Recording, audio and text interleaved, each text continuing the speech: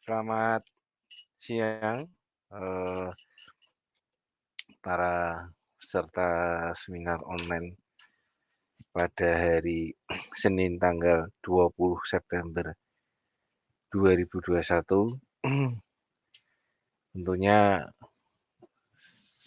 kita berharap semuanya dalam kondisi yang sehat, kondisi yang segar bugar, kemudian bisa kita berdiskusi lagi tentang, peluang-peluang trading, apa yang bisa diambil di, eee momen-momen di minggu ini, atau momen-momen dalam, tahun ini. Oke, para pemirsa seminar kali ini saya akan membawakan tentang, ada apa korelasi antara USD CAD dengan crude oil. Jadi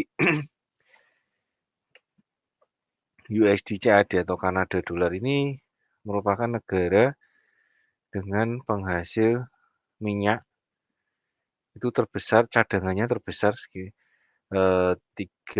terbesar, 4 negara. Jadi 4 dunia. Jadi dia salah satu negara terbesar, dalam cadangannya. Jadi pada tahun, 98 atau yang kita kenal dulu di tahun Perang Teluk ya, kalau kawan-kawan mungkin yang sudah lahir di tahun 80-an atau 75-an tuh kita akan mengenal Perang Teluk. Jadi Perang Teluk itu, terjadi ketika, negara-negara itu memperebutkan minyak, sehingga pada tahun-tahun tersebut itu minyak itu cenderung landai harganya, karena dikuasai oleh negara-negara Arab. Kemudian di tahun 2001, di situ, perang Teluk usai, di Amerika itu melakukan eksplorasi besar-besaran di daerah Amerika Utara. Jadi itu tepatnya di kisaran, Kanada ya. Jadi di situ banyak, yang dilakukan eksplorasi sehingga banyak kilang-kilang minyak yang, eee, berpotensi cadangannya itu banyak sekali. Kemudian setelah dari eksplorasi itu akhirnya muncullah produksi minyak Amerika yang kita kenal ada WTI, West Texas Intermediate. Jadi disitulah Kanada itu banyak, penyumbang cadangan minyak di Amerika. Salah satunya suplai minyak itu banyak disediakan oleh negara Kanada. Makanya ketika terjadi, gejolak di crude oil, kemungkinan eee, besar kemungkinan USD Kanada akan mengalami, juga pergerakan. Itu salah satunya karena, terjadi perpindahan ya, jadi perpindahan. Artinya ketika, masyarakat Amerika banyak menggunakan, minyak, maka, eee, USD itu banyak yang, ditukarkan dengan CAD. Akhirnya, USD CAD turun, crude oil-nya juga mengalami kenaikan. Oke, kita akan bahas untuk USD CAD, mungkin USD Kanada ya kawan ya. Jadi ini ada, eee, grafik yang akan saya ambil dari, mmm,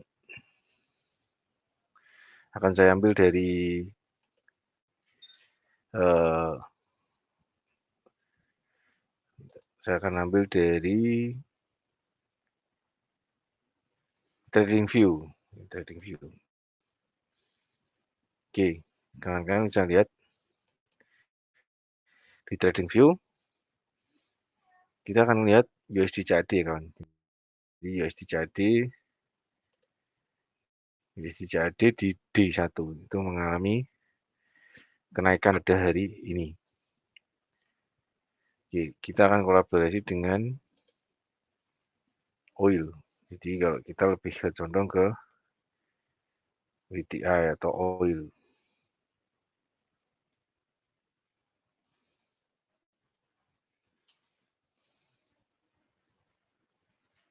Jadi crude oil ya, US oil. Dia akan melihat US oil, jadi untuk D-nya hari ini US oil mengalami penurunan. Jadi kalau kita compare antara grafik US Oil dan Kanada itu kecenderungan akan mengalami eee, perbandingan terbalik. Jadi kita akan lihat di grafik eee, di grafiknya di MetaTrader 5, saya akan lihatkan grafik di MetaTrader 5.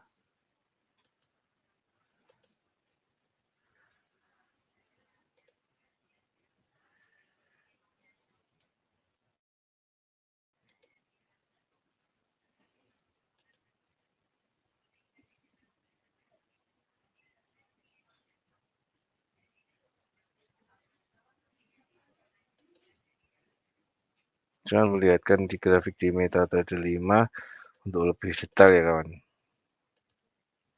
Oke, seperti ini. Kita akan ke USD CAD ya. Kita ke USD CAD. Oke, maaf USD CAD. Oke. Dalam grafiknya seperti ini.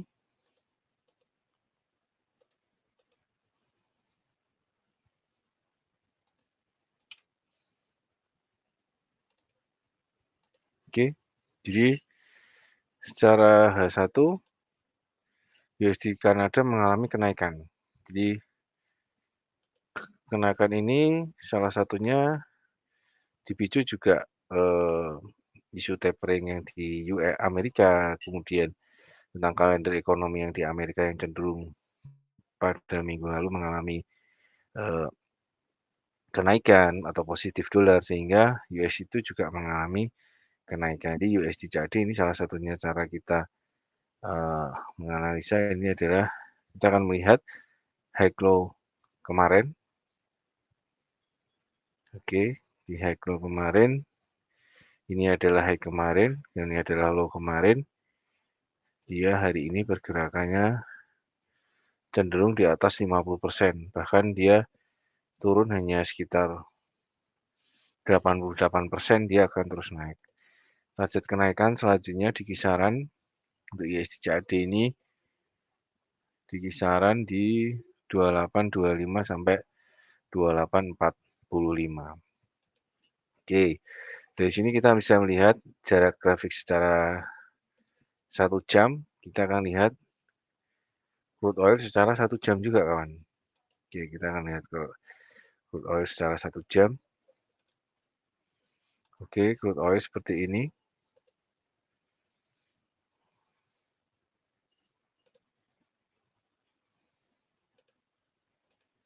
Oke, crude oil dia juga mengalami penurunan ya kawan, dari high low kemarin kita akan lihat ini adalah high, ini adalah low kemarin. Kita akan pengen tahu bias ke atas, berarti kita tarik kemungkinan besar ke atasnya, ke bawahnya.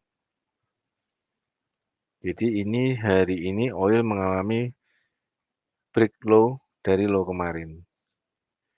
Ya, kita tinggal next candle-nya dia kalau bisa melebihi ini kemungkinan besar dia akan ke kisaran di ini kawan ya, di kisaran 7066 sampai di 74 50 70 40. Jadi ini salah satu cara yang sangat sederhana ketika kita eh, transaksi USD Kanada dengan crude oil, karena negara Kanada ini cenderung negara yang sangat multikultural. Jadi negara ini sangat sangat aman, kemudian sangat-sangat kondusif, sehingga Kanada ini salah satu negara yang aman ya. Jadi teraman juga, dia banyak orang-orang yang uh, investasi atau uh,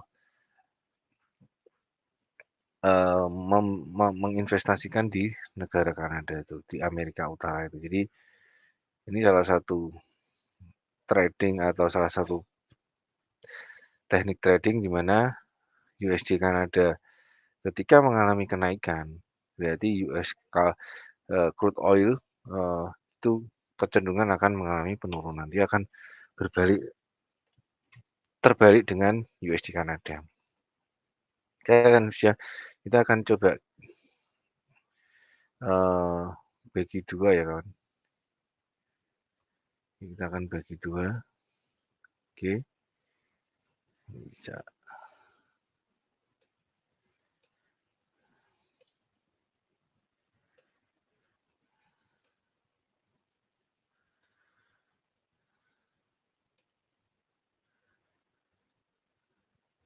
Oke. Nah, kita bisa taruh sebelahan. Nah, di sini kan juga terlihat ya. Jadi antara dua mata uang ini kelihatan dia ini berbanding. Kita akan bisa lihat ketika kita naikkan time frame di D1. Kan bisa kelihatan. Oke, kita USD CAD kita ganti D1. Ya. Jadi per candle-nya ini kan bisa kelihatan. Jadi satu candle ini naik, berarti satu candle ini turun. Ini salah satu strategi simpel yang mungkin bisa dijadikan alternatif ketika teman-teman menginginkan peluang trading di currency USD Kanada. Ini salah satu pair yang bisa jadikan pedoman salah satunya sehingga bisa menjadi peluang setiap kita trading. Tetap semua resiko harus kita ukur, semua kerugian harus kita batasin dengan target rata-rata sih untuk stop loss-nya rata-rata 50 poin untuk USD Kanada dan oilnya rata-rata 1 poin.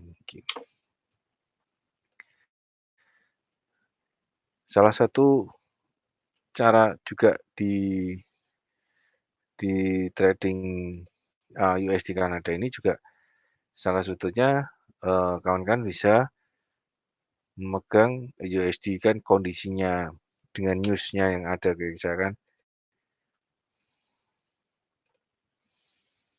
kita akan lihat kondisi berita di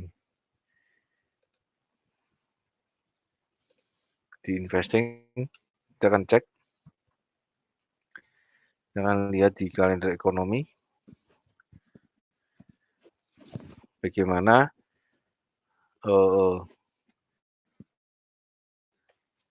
kalender ekonomi ini bisa dijadikan acuan juga untuk transaksi karena kalender ekonomi ini adalah fakta yang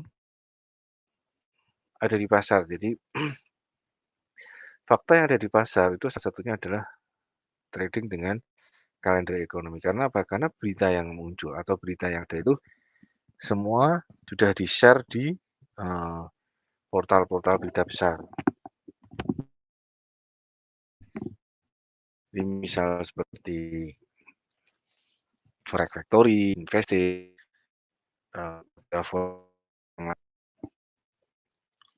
sangat banyak kita temukan di portal berita. Oke, kita bahas minggu ini untuk peluang tradingnya USD CAD. Kita fokus ke USD CAD kawan.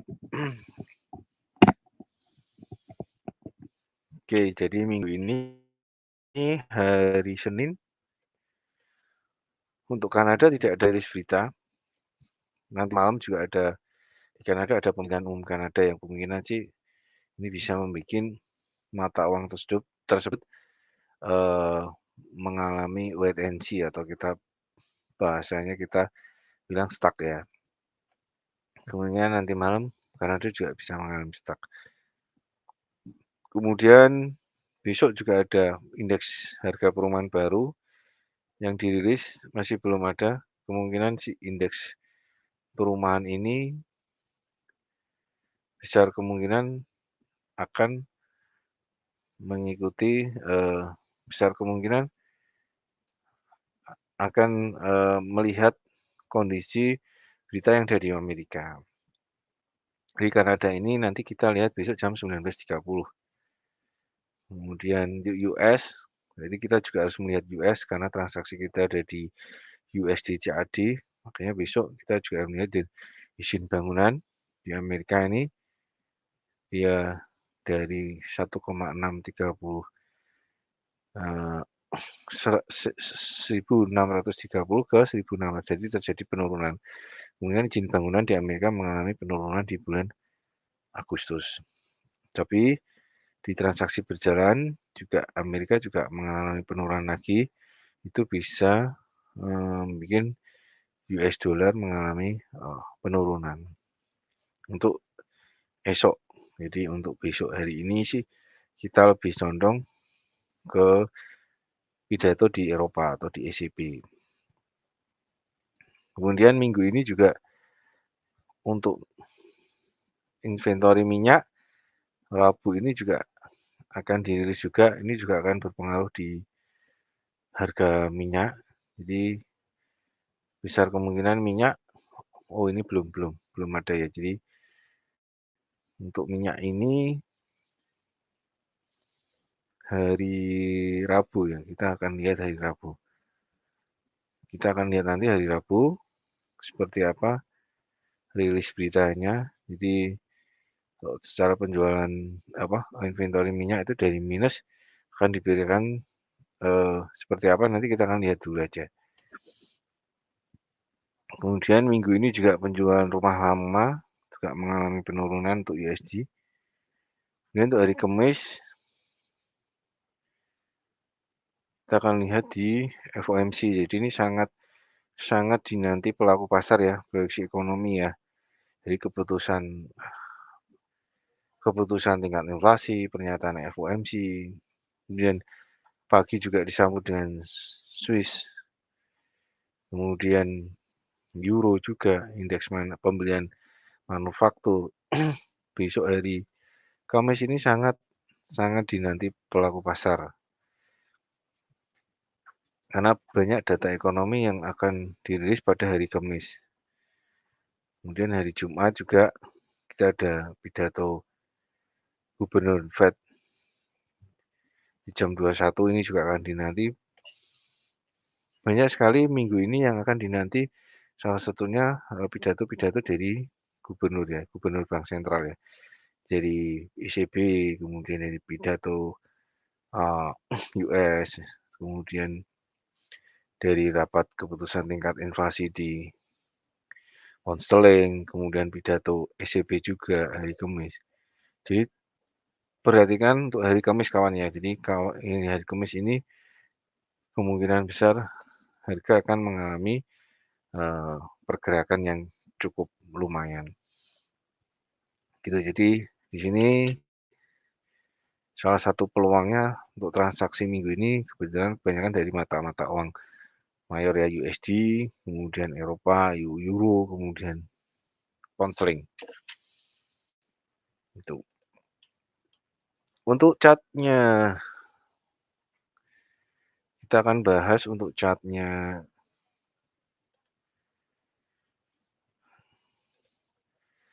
Kita akan bahas untuk chartnya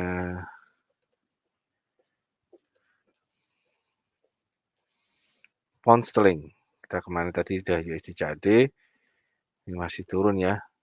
Kemudian kita coba akan bahas chart untuk pound sterling USD. Oke, pound sterling USD kita akan lihat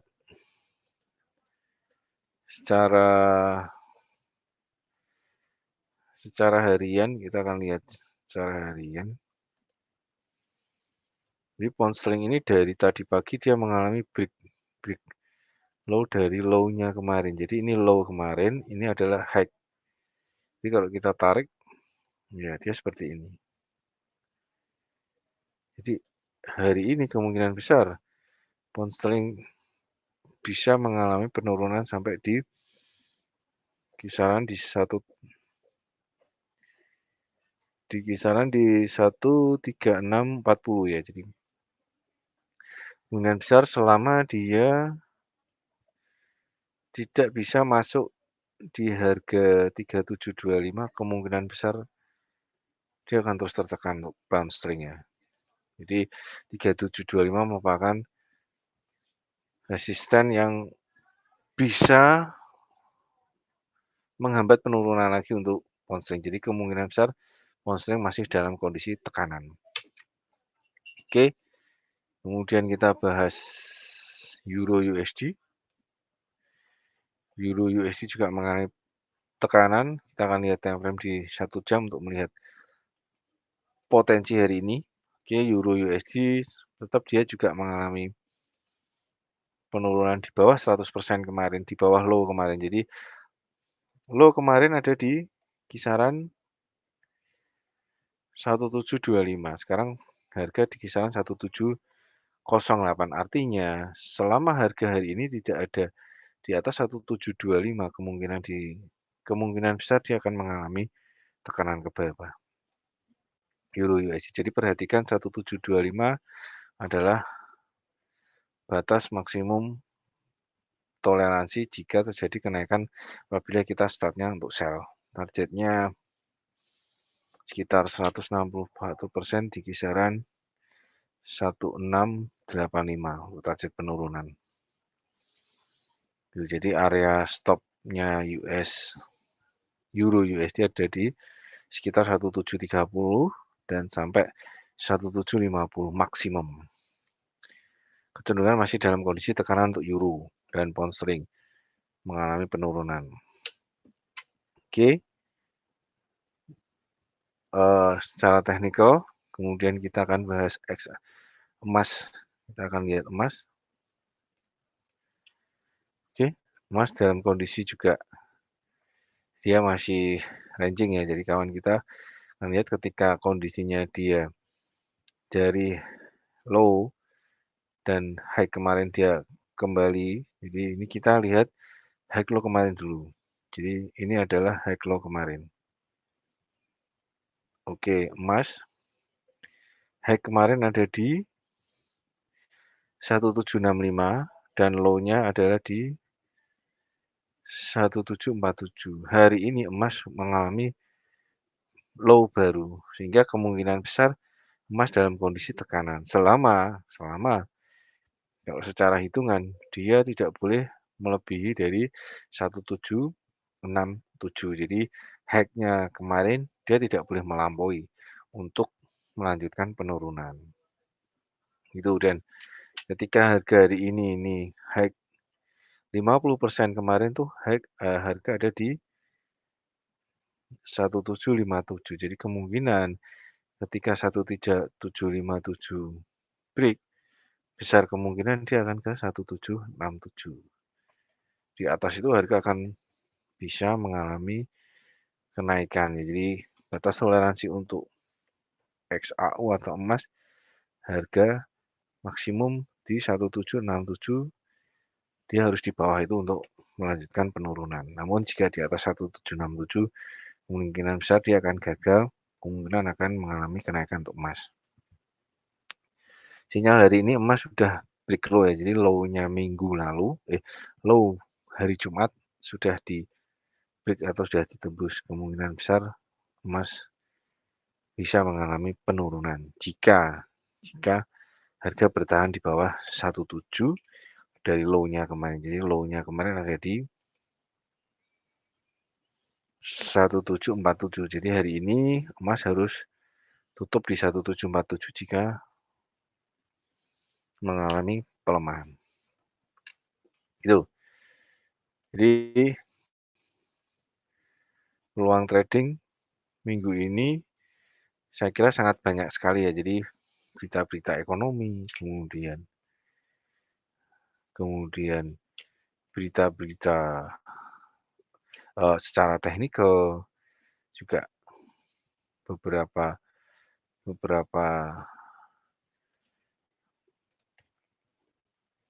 kalender juga kita tadi bahas. Jadi salah satunya grafik yang kita bahas tadi adalah Kanada. Jadi Kanada dengan oil jelas Kanada itu adalah negara komoditas atau negara penghasil minyak terbesar keempat di dunia. Artinya ketika terjadi, gejolak di oil atau di WTI, kemungkinan besar USD CAD juga akan mengalami gejolak. Kita akan balik lagi bahas crude oil ya. Jadi crude oil pada kita akan bahas di W1 kan. Oke. Crude oil pada 20 April 2020 dia itu mengalami penurunan hingga capai minus kontrak lamanya ya. Jadi terjadi penurunan saat itu sangat-sangat ekstrim ya. Jadi kita akan lihat di bulan ini. Oke. 20 April ya. Itu terjadi penurunan sangat-sangat tajam sekali di 20 April. Oke, kita akan lihat USD CAD di 20 April.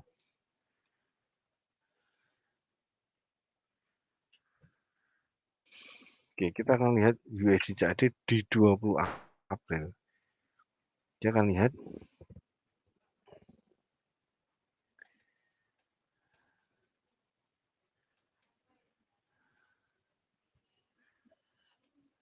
grafiknya.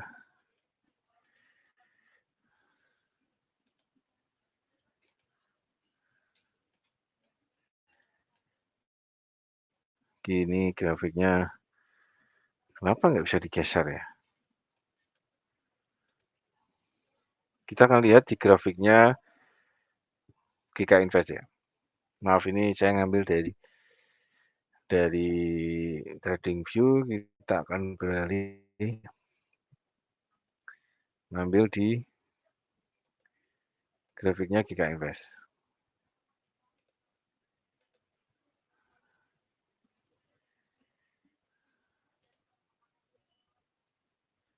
Oke, kita akan lihat di grafiknya GK Invest untuk kita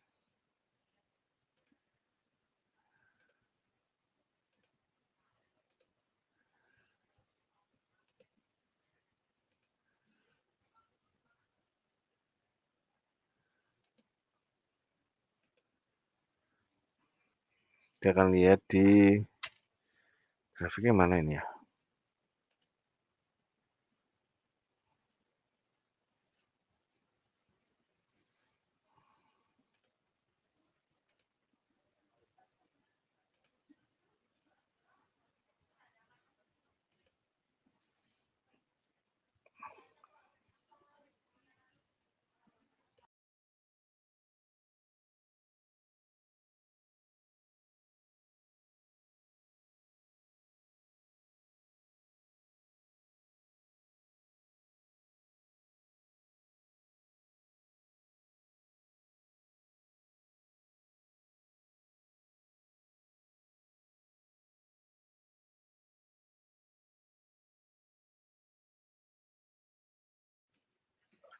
Oke, baik, maaf ada sedikit kendala tadi. Jadi tadi kita akan bahas grafiknya USD Kanada ketika di bulan April 2020. Oke, kita akan lihat di time frame. Oke, kita akan lihat. Oke, di sini bisa lihat di April.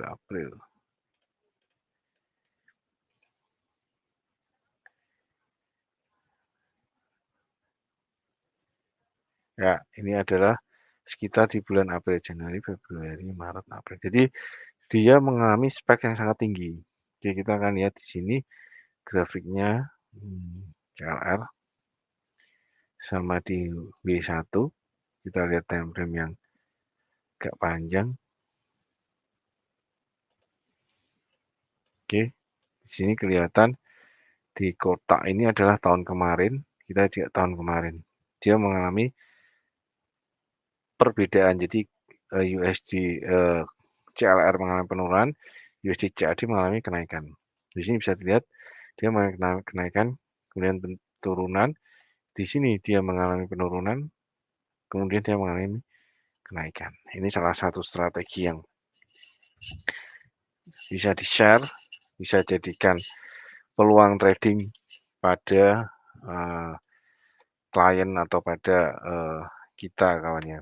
Jadi ini salah satu strategi yang mungkin bisa menjadikan tambahan di mana kita bisa peroleh ilmu sehingga trading kita menjadi lebih mendasar. Jadi tidak bahasanya tidak berjudi. Jadi kita benar-benar transaksi itu berdasarkan berita, berdasarkan news-news yang ada sehingga klien ini benar-benar oh faktanya yang ada misal kita transaksi di non-farm payroll, jelas non-farm payroll mengalami kenaikan. Jelas berarti USD mengalami kenaikan, kemudian mata uang yang berlawanan USD dia akan mengalami penurunan. Itu salah satu cara atau strategi di mana kita bisa mengkolaborasikan antara pair ini dengan pair yang lain. Kemungkinan itu untuk seminar pada sore ini, saya harapan teman-teman semua bisa mempelajari atau memahami dulu karakter masing-masing pair atau masing-masing currency yang akan ditransaksikan. Sehingga semua yang transaksi yang akan kita lakukan itu adalah ada dasarnya atau ada why, kenapa saya membeli USD Kanada, kenapa saya membeli crude oil gitu. Ini ada pertanyaan dari Pak Agung, karakternya GBP GPY, pound sterling GPY. Oke, kita akan bahas ya Pak ya. Jadi saya akan coba jawab dengan pertanyaan Pak Agung, GBP GPY. Oke, kita akan lihat GBP JPY. Saya akan time frame saya pakai. Jadi kalau setiap analisa itu pastikan berapa time frame-nya. Jadi kadang kita tidak pernah menanyakan berapa time frame yang harus dipakai. Karena time frame ini sangat berpengaruh. Time frame H1, W1, D1 jelas itu cara karakternya udah beda-beda. Jadi kalau GJ saya sederhana sih untuk hari ini kemungkinan besar dia masih turun ya kawan. Dia Pak Agung ya. Jadi kita akan lihat high low. Jadi pergerakan hari ini itu adalah dia sudah di bawah low-nya kemarin. Low-nya adalah kemarin ada di sini nih. Ada di 150,96. Ini salah satu harga hari ini adalah harga di mana dia akan berbalik jika di harga 159 sampai 151 bisa dilampaui lagi. Jadi area GJ untuk hari ini masih cenderung sell ya. Jadi sell-nya sih sebenarnya sudah tadi ya. Jadi ini sudah lambat. Cuma untuk target penurunannya untuk GJ ini karena hari ini dia itu tidak capai 50% dari high atau dari pergerakan kemarin, besar kemungkinan dia bisa maksimum nih. Artinya maksimum kemungkinan besar dia bisa sampai di sekitar target saya di sekitar nih sekitar 149.50-an sampai 149.40 kemungkinan besar dia akan mengalami penurunan. Untuk area B saya belum bisa rekomendasi untuk hari ini. Pound sterling JPY masih untuk sell. Jadi tetap sell dengan target 149,5 sampai 149 149,5 sampai 149,70. Itu Pak Agung. Jadi karakternya GJ ini sebenarnya karakter GJ ini sangat cepat ya karena dia kan cross rate ya kawan. Jadi cross rate ini sangat fluktuasinya sangat cepat ya. Jadi salah satu GJ kemudian pound sterling Aussie itu juga sangat-sangat kencang. Jadi perhatikan apa ya sinyalnya atau perhatikan news berita yang akan muncul di negara tersebut. Pada prinsipnya sih saya Makanya hanya high low kemarin, jika masih di bawah 50% dari kemarin, apalagi di bawah low-nya kemarin, kemungkinan besar masih turun untuk hari ini. Gitu Pak Agung. Sementara jawabannya semoga bisa menjawab pertanyaan Pak Agung. Oke, saya kira cukup untuk sore ini, seminar online. Semoga bermanfaat. Tetap jaga kesehatan, tetap cari peluang yang terbaik di minggu ini karena minggu ini perlu diperhatikan pertemuan bank-bank besar ya, bank-bank sentral di Amerika, kemudian Euro, kemudian pound sterling itu sangat-sangat menjadi perhatian di minggu ini. Oke, terima kasih kawan, teman-teman semua. Selamat sore, selamat melanjutkan aktivitas. Terima kasih, selamat sore.